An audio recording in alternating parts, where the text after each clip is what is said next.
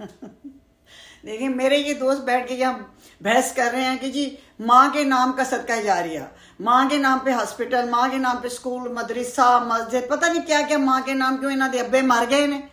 وہ جو ساری زندگی اپنی اولاد کو پالتا ہے، بیوی بچوں کے لیے کھوتے کی طرح زندگی گزارتا ہے، اس کو صرف اے ٹی ایم کارڈ سمجھا ہوا۔ ہم نے تو پاکستان میں خاص طور پہ میں نے یہ دیکھا ہے کہ ماں اور مذہب کو کیش کرایا جاتا ہے۔ ماں اور مذہب کے نام پہ آپ کو ووٹ بھی ملے گا، نوٹ بھی ملے گا، اور آپ کے دل میں بھر کے کھوٹ بھی ہوگی۔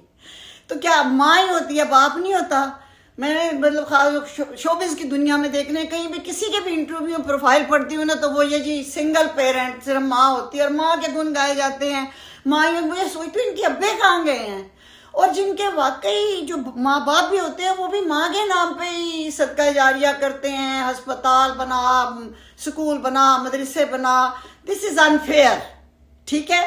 باپ کی تو دعا سے عرش ہل جاتا ہے، تو ٹھیک ہے ماں کے پیروں کے نیچے جنت ہے، مگر ماں کو کیش نہ کراؤ، نہ ماں کو نہ مذہب کو۔ تو ہم یہی بحث کرتے ہیں کہ یار یہ پاکستان میں الیکشن ہونا ہو، سیاست ہونی ہو، مذہب ہونا ہو، کسی کو فراڈ کرنا ہو، کسی کو بیوقوف بنانا ہو، تو جی میری ماں اور ماں کے نام پہ کوئی نہ کوئی چیز صدقہ جاریہ اور جناب مذہب، تو یہ منافقت کی سب سے بڑی نشانی ہے۔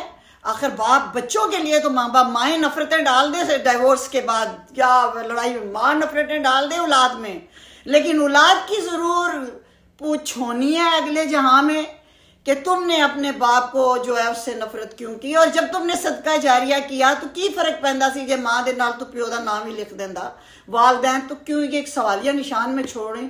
اپنے دوستوں سے بھی یہی بحث ہے کہ باپ کے نام پہ صدقہ جاریہ کیوں نہیں، باپ کے نام پہ اسپتال کیوں نہیں بنتا، باپ کے نام پہ کوئی مدرسہ کیوں نہیں بنتا، اور مذہب کو کیوں ایکسپلائٹ کیا جاتا ہے؟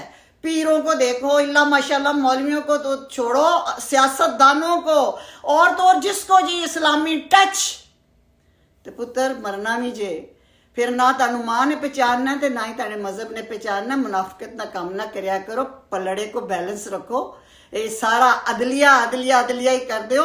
عدل ہر انسان سے پوچھا جائے گا کہ تو نے اپنے ماں باپ کے ساتھ کتنا عدل کیا۔